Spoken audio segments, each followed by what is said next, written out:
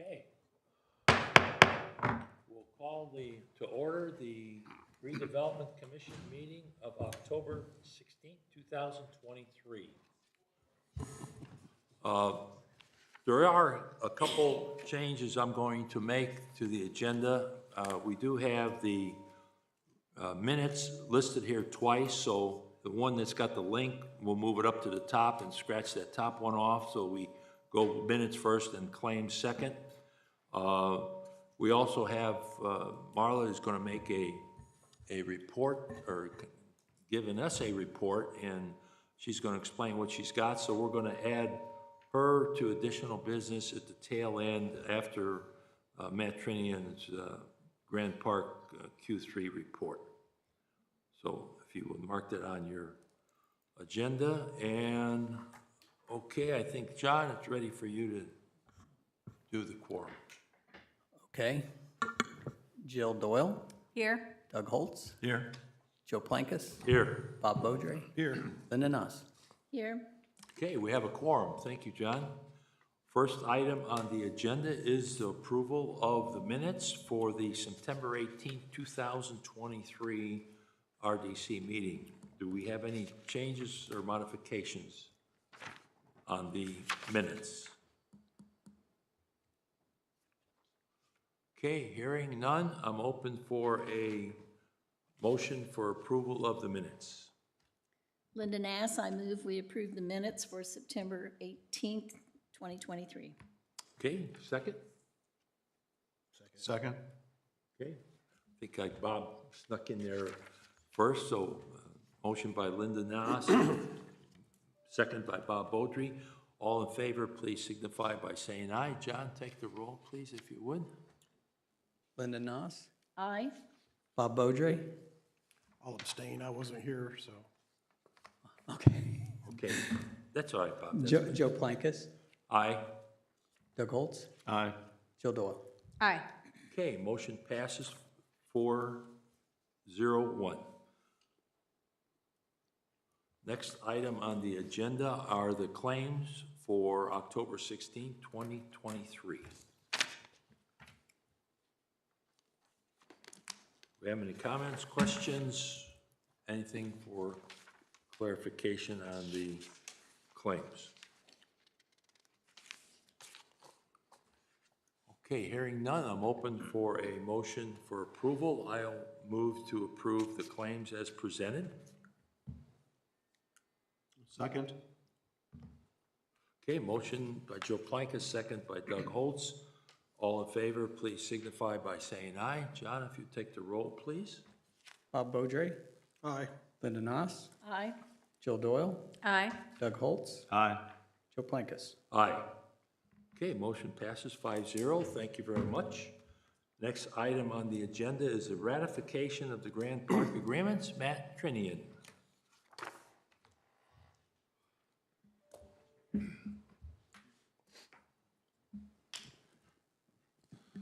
Good evening, Commission members. Matt Trinian on behalf of Grand Park. This series of ratification agreements did not come out as traditionally early as they usually would to you, and I apologize for that. Was waiting on a few to come in.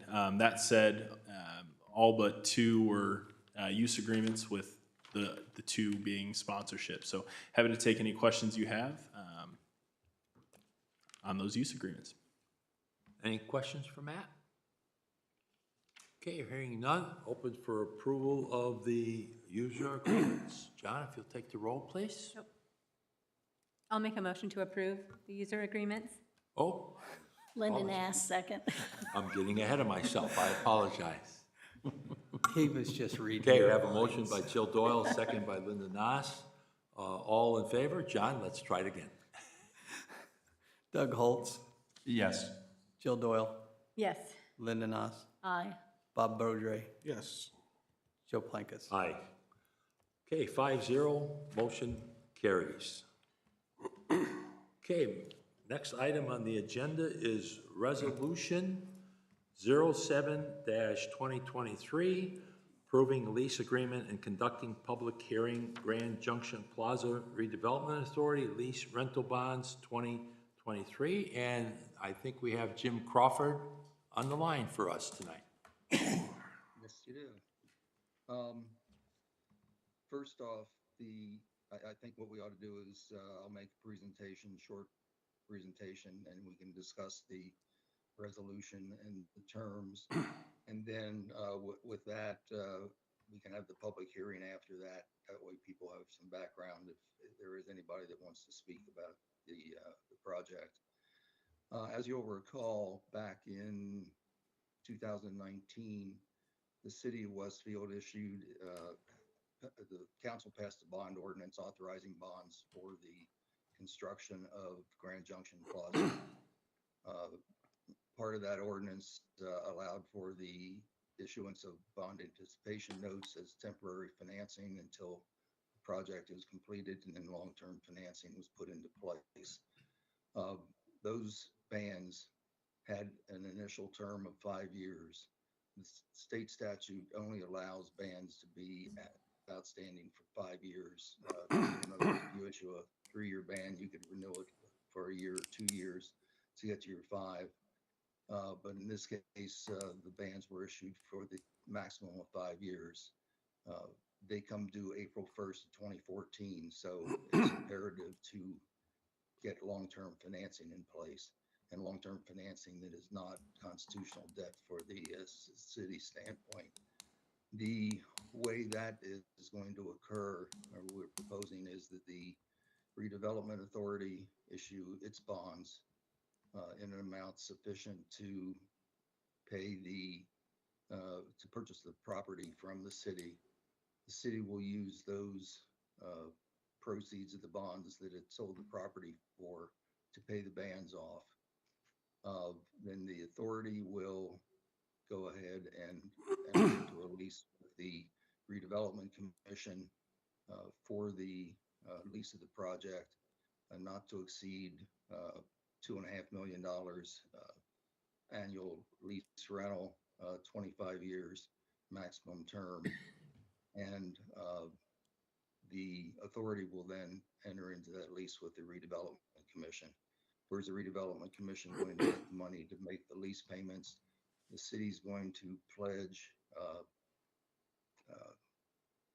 lit to the ban, not to the ban, to the lease payments, and the authority or the commission will then have the money to make the lease payments to the authority. That's very simply the structure of the transaction. And we're anticipating that the RDA was not able to meet tonight. So John, did you pass out a resolution, or Marla, do you have a revised resolution? We have it on the screen. Okay. We revised the resolution slightly to condition your actions upon the Redevelopment Authority's adoption of a resolution to authorize the bonds. The council, because the Redevelopment Commission and the Redevelopment Authority are not elected bodies, the actions of those two entities have to be approved by the council. And we have introduced an ordinance to the council to make those approvals, and also a separate ordinance to do an additional appropriation of the monies that the city will receive from the authority and purchase of the property, so that the city can then use those proceeds to pay off the bans. The anticipation is that it's going to close sometime after Thanksgiving. Get that done this year. The lease has been presented to you, I believe. If you have any questions about the lease, I'll be happy to try to answer those. The bonds of the authority have a requirement that the bonds have a coverage of at least 125% of the outstanding debt service requirements for any bonds that are outstanding to which the lit is pledged. there are two such bonds that are outstanding, and Jim Treat's firm has done an analysis which shows ample coverage throughout the term of all of the bonds meeting that test. Be happy to answer any questions that you have. The one thing I might add is that when the bonds are sold, Baird is going to be the underwriter.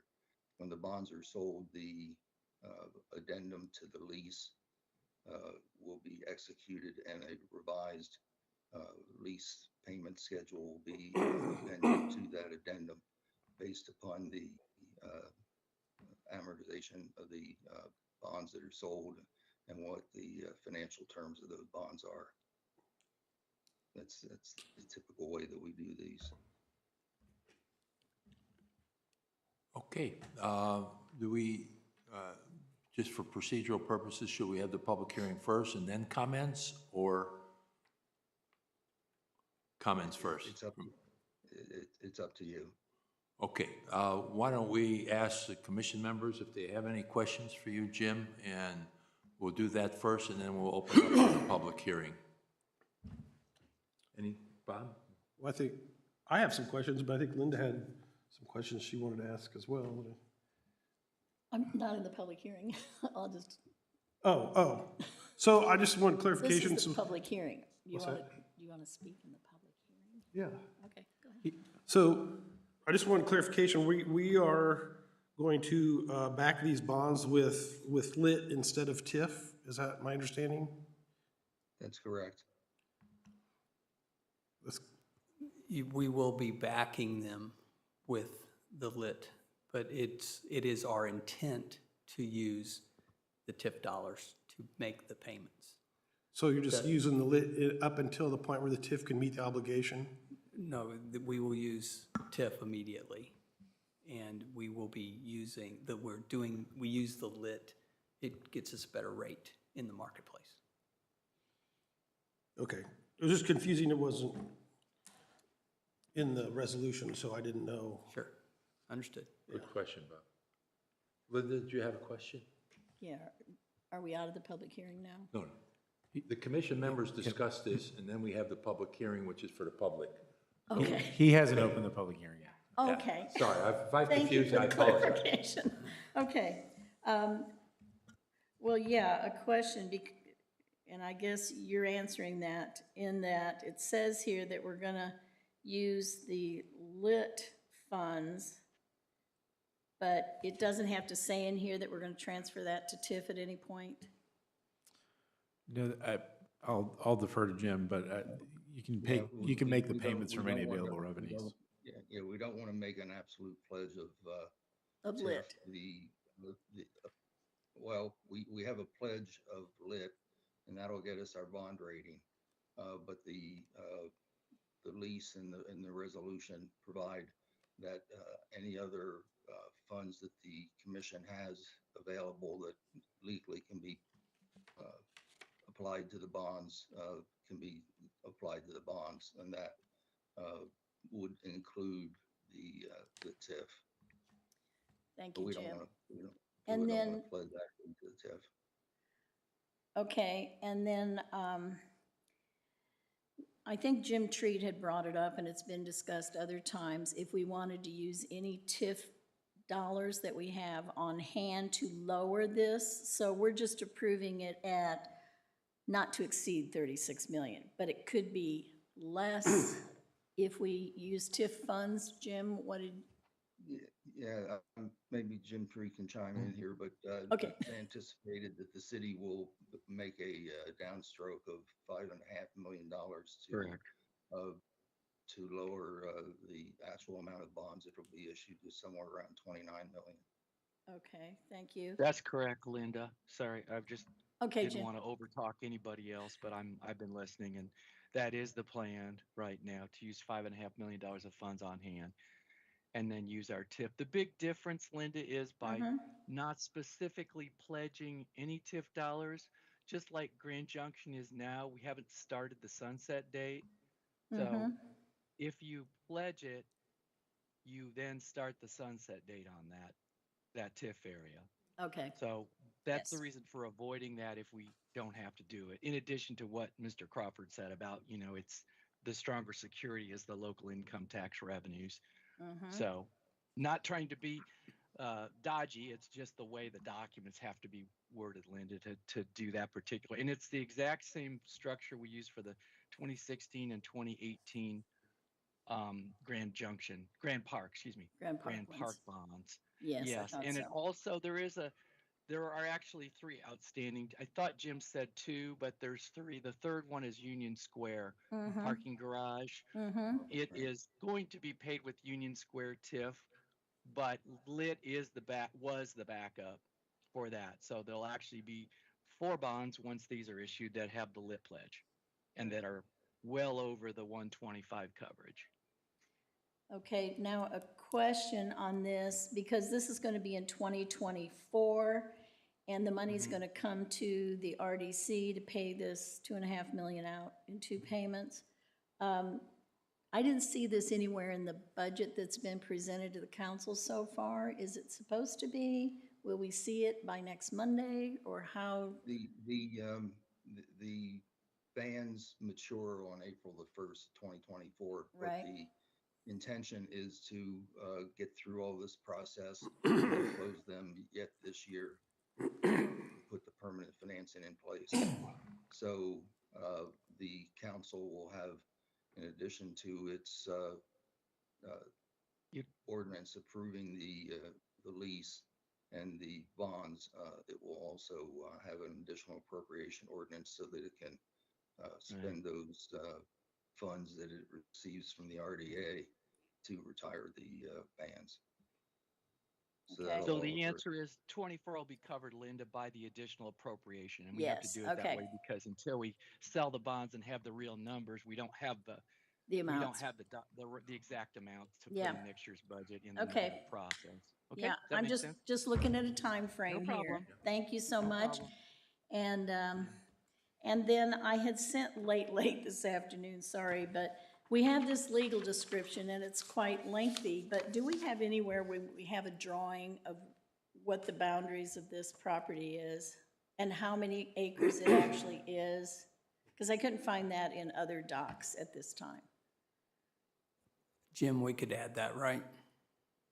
Yes, your resolution, as well as the council ordinance and the RDA resolution, Okay, give the authority to members to modify the terms and the language of the documents consistent with the intent of the resolution. So we can add a map to the Exhibit A.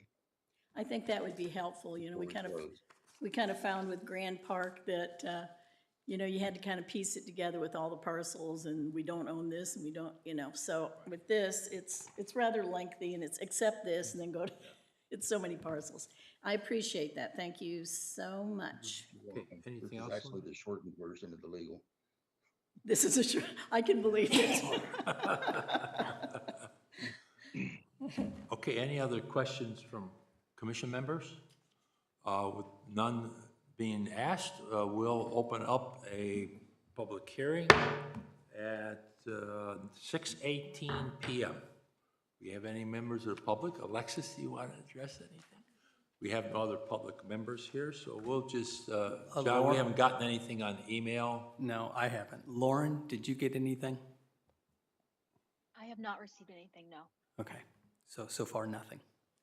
Okay, so we have nothing from the public, so we will close the hearing at 6:19 PM. Okay, with that being done, I am open for a motion for approval of resolution number 07-2023.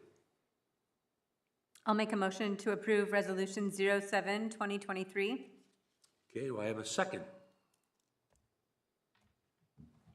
I'll second the motion. Okay, we got a motion from Jill Doyle, a second by Doug Holtz. And a question before we vote. Yes. Is there a copy that says something about the RDA approving this after? Did you say there was something in here? Because my copy doesn't have that yet. It's, Yeah, the second whereas clause, I revised that to say, whereas this resolution number 7/2023 is conditioned upon the authority adopting a resolution whereby the authority authorizes yada, yada, yada. Okay, thanks, Jim. Okay, good and question. Marla's got that Marla and I, Okay. we met before this. We're trying to get these last minute changes incorporated into all Okay. the documentation that the RDA, you, and the council will see. I just kinda wanted So it'll to be hear that again. consistent. Okay. That last change will be consistent between all the documents. RDA wasn't able to meet. We'll make sure because you they couldn't sign the get a right quorum. Get a quorum. I got a really quick question. Sure. So like, this gets approved and goes through the pipeline and it becomes through the RDC. So the actual operation of the park though, it falls under what, the Parks Department for the city? So how is that gonna correlate, you know, when you've got city entities running a park that's being leased by the RDC? Right? It's no different in Grant Park. Right. City's running Grant Park. Okay.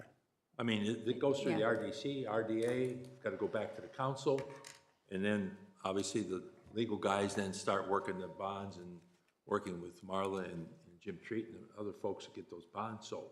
Well, no, it was explained to me like that revenues derived off of the park would in essence maintain the expense of operations of the park. But if that's funneling through like Parks Department or Westfield Welcome or something, does that mean that money goes to the RDC and the RDC handle that, or? The city's going to be running it, and correct me if I'm wrong when I say this, Cam, but the bonds, of course, have to lit back up, and of course, then we have the option also for TIF funds to pay it. So the operating side really has nothing to do with the bonds and the payoff going forward with Grand Junction. So RDC isn't approving any budgets for the operation or any part of the operation. I think that's what he's that's all trying to responsible by clarify. the city. Yeah. Okay, City and the council. yeah. Yeah, the RDA, RDC lease rental process is really just a financing structure. And I believe the intent from the city is to operate it just like any other city park. So any revenues would go into the city park's budget, be used to offset city park operating costs to actually operate the park year over year. Okay, good. Okay, with that, John, if you'll take the roll, we have a motion on the floor. Joe Plankus, Aye. Bob Beaudry, No. Linda Knopf, Aye. Jill Doyle, Aye. Doug Holtz. Aye. Okay, motion passes 4-1. Thank you. Next item on the agenda is the Q3 report. Matt Trinian.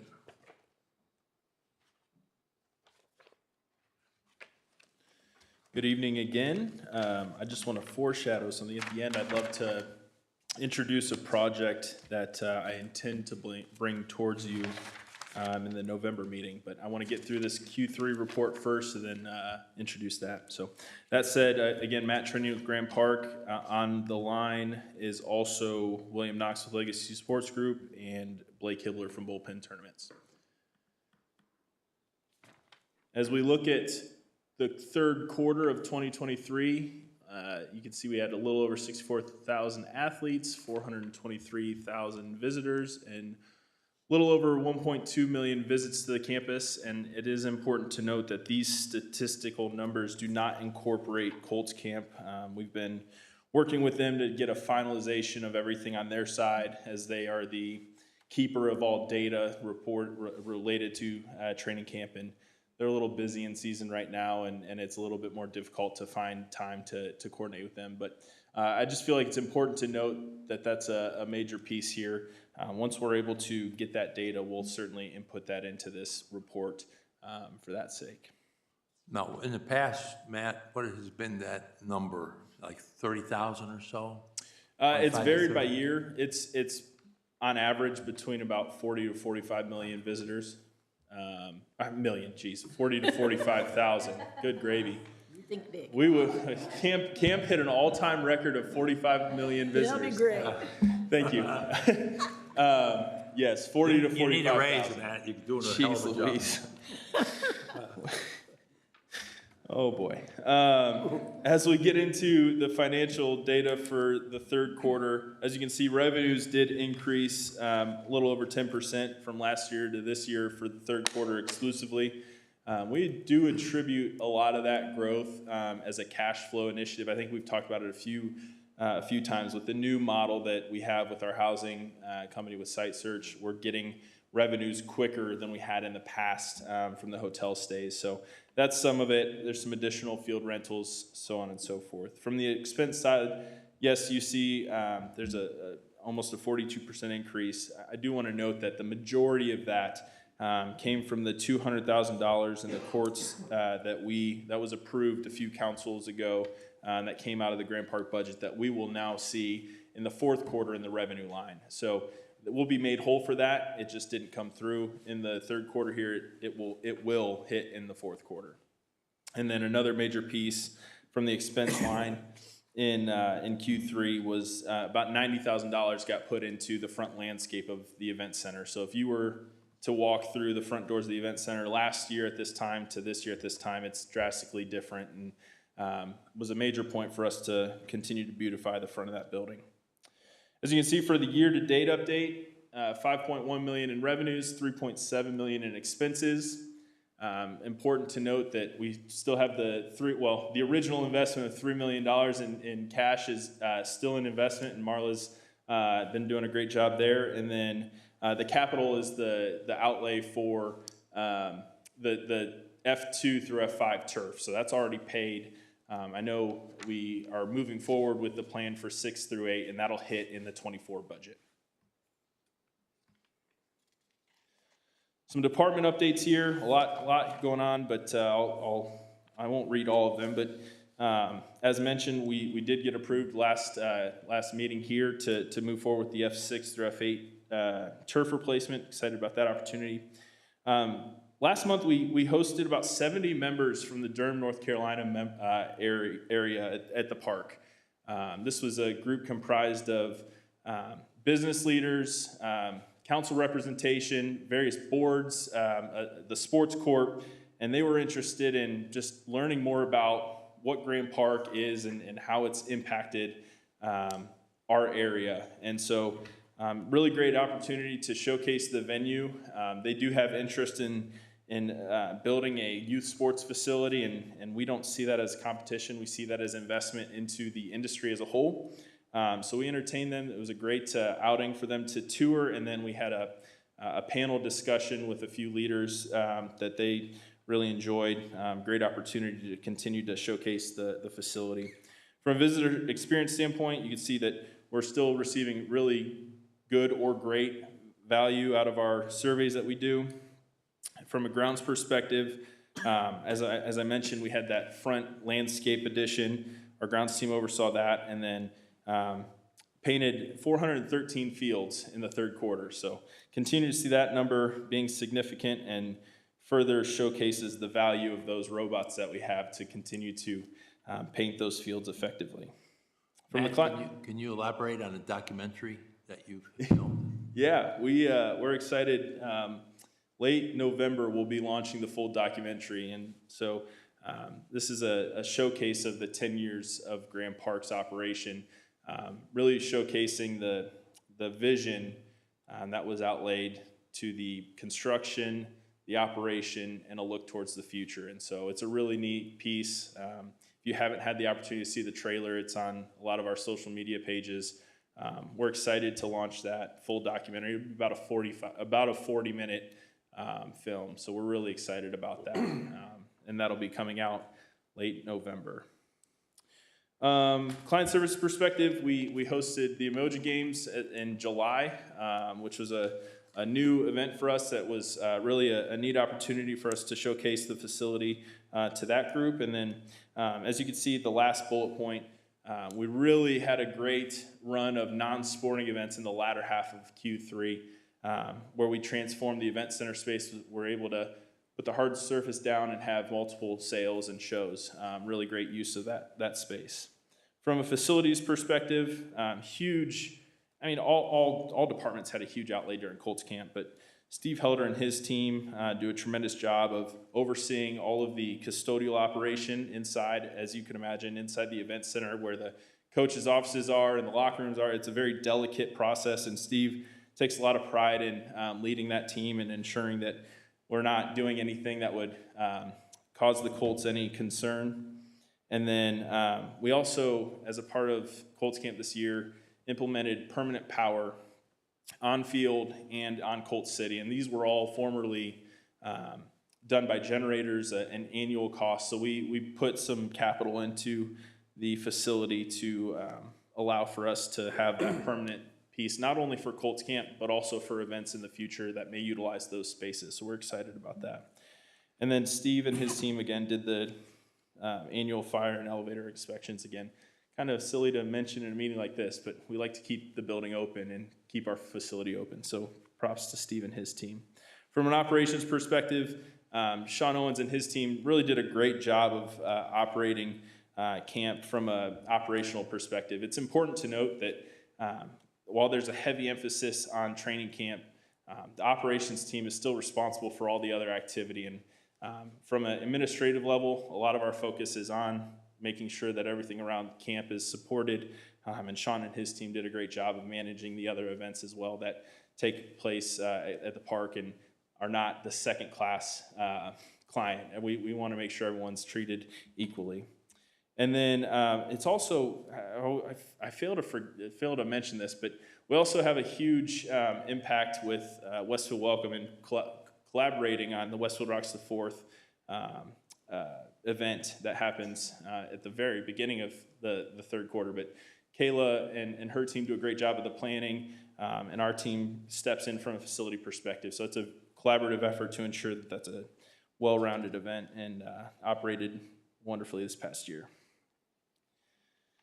This last sheet, I failed to mention a few important notes, but this is just a snapshot. And so this is, we took the Excel sheet, eliminated some messy cells, and pulled it out. So it's important to note that if you were to tally each column, it doesn't hit the bottom rows. That's because we have some hidden columns and rows. So I wanted to make sure that we're at least clear there. I know that was a question that I was asked earlier, and I want to make sure that I covered that. But this is the tracker that we utilized for all of our sponsorships on site. So again, sponsor name on the left kind of gives us an update on what kind of sponsorship they have, the revenues receipted.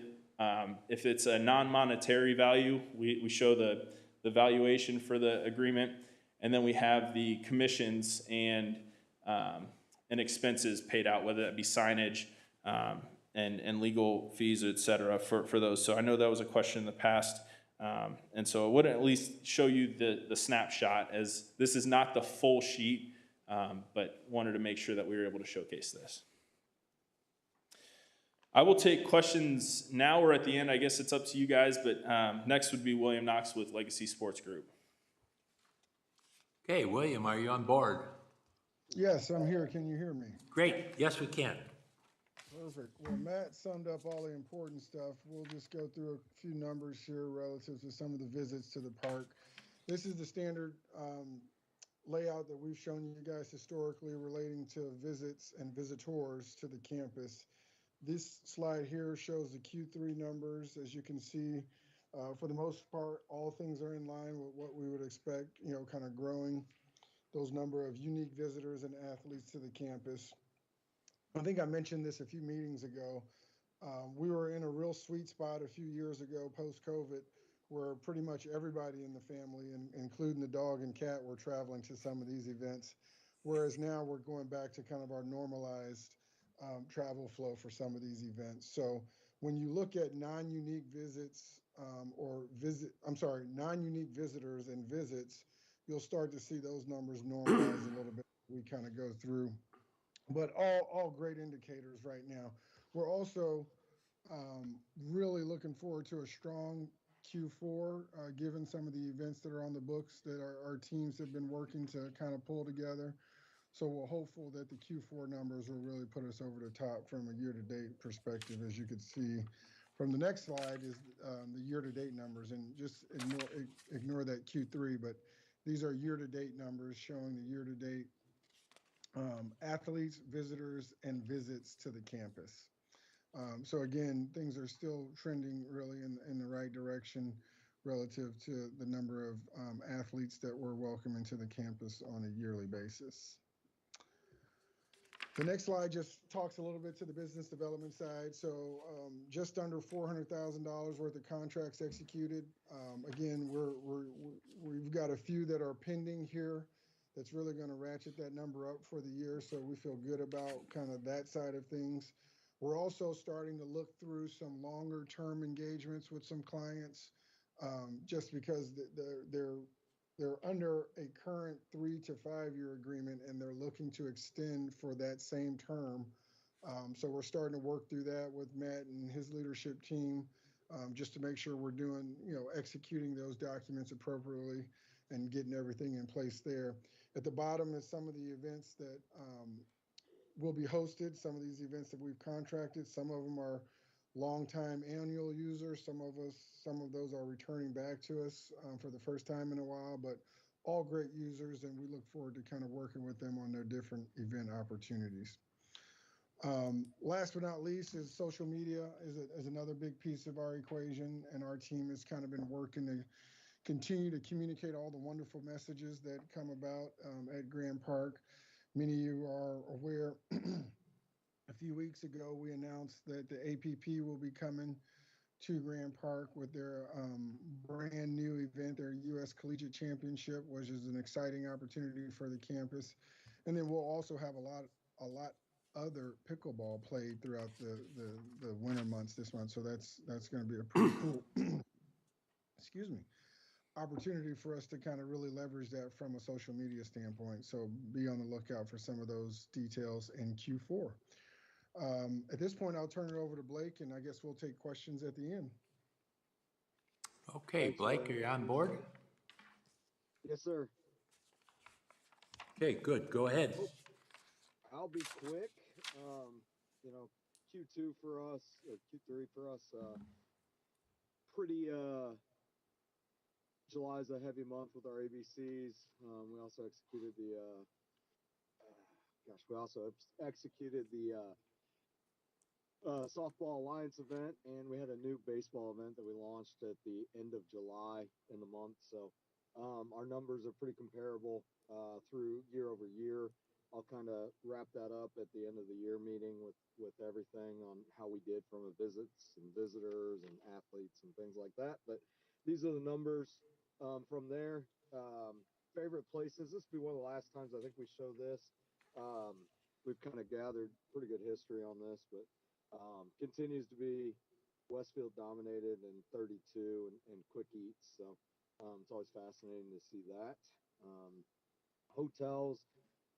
Only reason I keep this in is to kind of show that we're getting more and more Westfield dominated. I mean, 3 out of the top 5 in years past. That's been a little more, been a little bit further away with some of the hotels on the Keystone Corridor kind of dominating a little more. So getting more and more people to stay close to the campus, which makes the experience that much better. Going on to the next, that's just where our visitors are from. You can dive into this. We have gotten quite a bit more west and east, but the bulk of our business will remain in that 4-hour radius. This is kind of what we're most excited about. So we tried this on the main gate in parking lot H. Thought it turned out really well with the ticket kiosk and the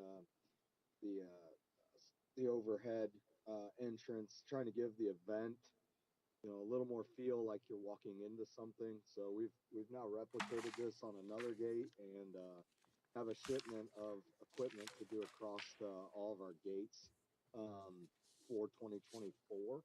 So it's kind of the first one and what it turned out looking like. So we're gonna add lights to it and music. So when you walk into the park, you'll have your music and lights at night, and it'll just continue to add to the atmosphere. Our whole goal as a staff is to kind of improve the atmosphere. So this was one of the big steps for us. And then kind of touching on some other things before I get to questions, just on the restaurant, concessions and restaurant. hired a new chef started 3 weeks ago now. His name is Cole. He'll be a great addition with Shaughnessy. But we're going to go through a little bit of a project to kind of help rebrand the concessions a little bit from a facelift and just kind of really improve the look and feel and start our goal in 2024 is to add mobile ordering and test that out. So you'll be able to do a lot more self-service with delivery on campus. So be on the lookout for that. Hopefully the testing will go well at the early in the season so we can get that implemented throughout the campus. Okay, thanks, Blake. That's a nice addition with that entrance upgrade that you guys made. That's great. Awesome. Thank you. Okay, any questions for Matt or the team? So Matt, we don't have the numbers from the Colts, but do we have that calculation of, do we make this much money and we subtract and then do the Colts owe us? Are we at that point? Yeah, from good. that evaluation standpoint, we surpassed the revenue mark that we needed to for Colts Camp. Yeah. We're still finalizing we still have some accounting finalization to do, but from a revenue perspective, we hit our mark that We're good we on are that. contractually needed to hit. Great, thanks. Okay, no other questions? Matt, thank you very much. Good report. I know you got one more item. Yeah, really quick, just from a process standpoint, I don't want to come to you next meeting with a contract without at least proposing it, or at least introducing it. But we've been doing an evaluation for quite some time for the addition of lights on campus. And we've ran some channels and have an opportunity to put additional lights up on 4 diamonds, which would increase utilization of those fields, continue to invite more teams to those events. And what I'd like to do is come to you with an agreement in hand for approval in November. But before we get to that point, I'd love to work with you guys to set up some meetings on site at Grand Park to just further discuss what that looks like, what it entails. Still working through some finalization of the financing model. But we have some great partners that would come together to help finance that addition to the project or to the campus. And we really think it's a great opportunity to continue to up our game. And with the ever-changing additions in the sports facilities world, we always want to stay on the cutting edge and continue to be the top facility. So we feel like this is a step in the right way. And again, just want to at least soft launch that today. I'll be following up via email to set up some times when able to further discuss what that looks like prior to coming to you for approval of a contract during the November 20th meeting. So just wanted to propose that today, and I will follow up via email.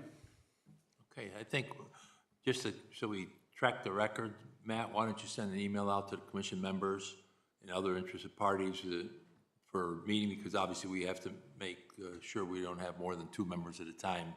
Certainly. For open meetings law, so. Certainly. That way people can respond individually based on what their schedules allow. Certainly. Makes sense. That'd be great. Thank you, guys. Okay, thank you very much, Matt. Good job, my friend. Okay, we have one other item that we added.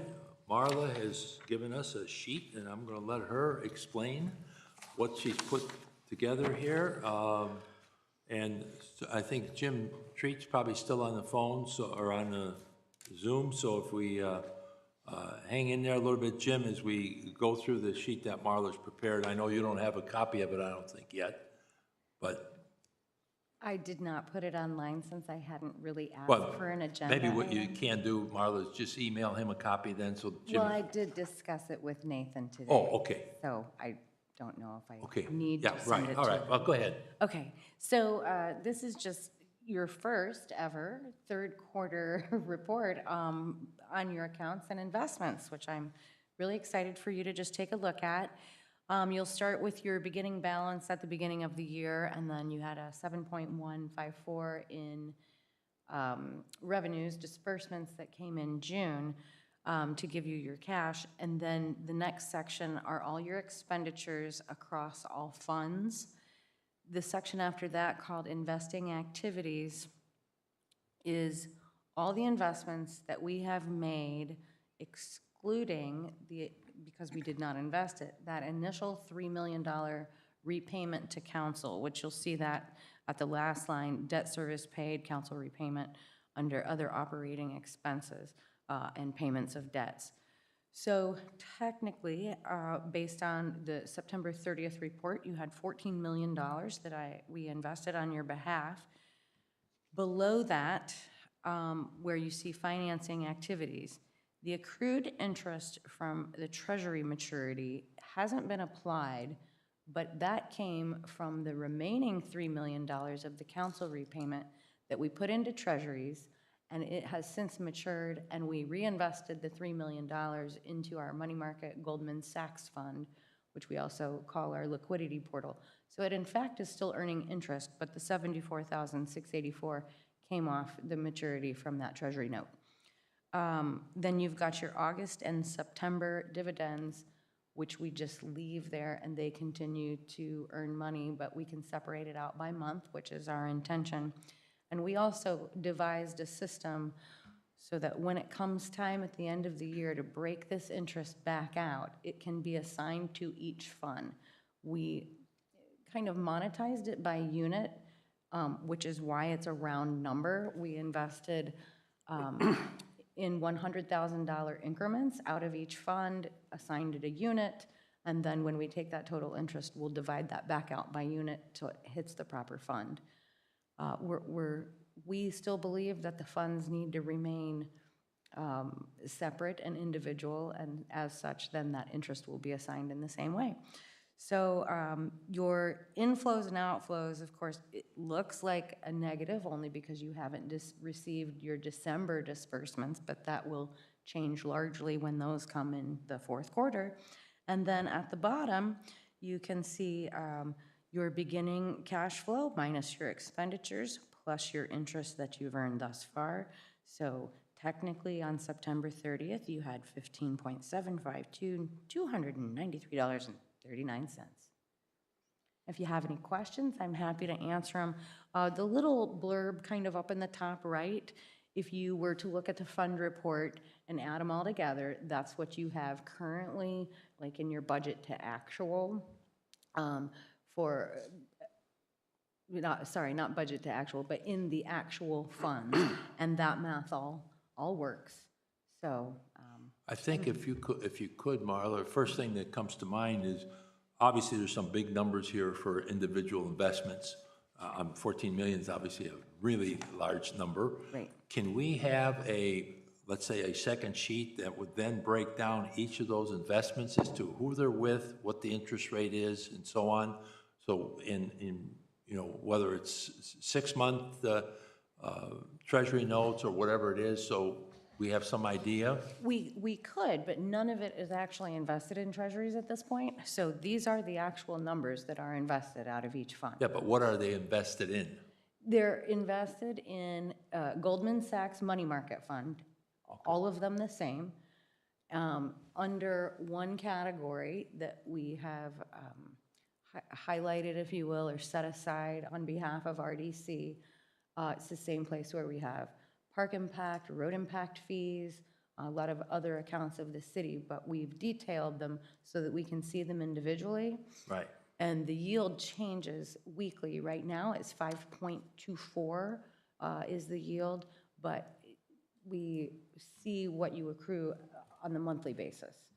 So that is the detail, honestly. But I can give you yields and things like that if you want that. Even if it's just a short chart or short paragraph as to what it's invested in, and maybe show the range of the rate, maybe over the last 60 days, 90 days, whatever, just to give us some idea what kind of earnings we're getting, because of course we know for a long time it was like 0.012 or whatever those ridiculous numbers were. Now they're getting up there. But of course our expenses are higher at the other end because, the bonds are costing us more. Right. No, I'd be happy to put together That'd be great. that report for you, and I get them. Yeah, if you have any questions, you and I can work. I can always meet you over at the office and whatever. Sure, whatever you like. I'm Any really other happy to comments have from- this for you, and look forward to continuing to do it. I appreciate that. Sure. Any other questions, comments for Marla? Do we have an estimate of what's coming in December? Revenues? Revenues from interest? Is that what you mean? No, revenues on TIF dollars. Does the county kind of project that? I believe the county projects it, but that is not something that we are currently doing. I know it would be in the sustainability report. That would be one way to kind of look at it. If you want me to do that specifically for you guys, I would be happy to do that going forward. I think that's something usually either Crone or Garitas has touched on more than us, but I'm happy to do it. Okay. Do you anticipate that the year-end balance will increase or decrease from the 15.75? Decrease from where it's at today, Bob? Yeah, Well, I mean, we would still have the disbursements coming in December. right. And then we also have payments that we have to make in December, and I think we have one that comes in February. But if you're And the asking. 3 million for the council. Correct. So that money is going to leave, plus the 5.5 that got mentioned tonight, I would assume. So I don't know what the projected TIF revenues are for December. I'd have to really look into that better to answer your question. I think it'll depend, Bob, on the timing of Yeah. when all these bonds are sold and so on as one big factor there. Jim Treat, any comments you want to make on that? No, I think the only comment I'll make is that, yes, the balance will go down because of what you just mentioned, Marla, the $5.5 million.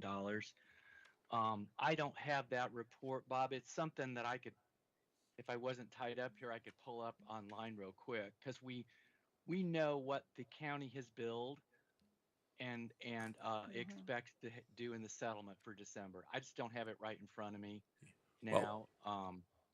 Well, why don't you do this, Jim? Why don't What you would be just, helpful on that? yeah, why don't you work with Marla, and then when you guys have Okay. a process in place, then you can give me a buzz and we'll sit down and go over it with Yeah, maybe John I can Rogers. share with her, or Nathan can, where that Yeah. data is found on the county.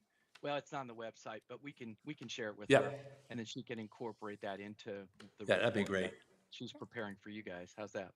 That sounds great. great. Okay, Thank you. super. Okay, any other comments, questions for Marla before we go on to the next item, which is adjournment? Okay, all in favor? I'll make a motion, we adjourn the meeting. Do I have a second? Second. Second, Bob Beaudry. All in favor? Voice vote, please signify by saying aye. Aye? Aye. Okay, meeting's adjourned. Thank you very much.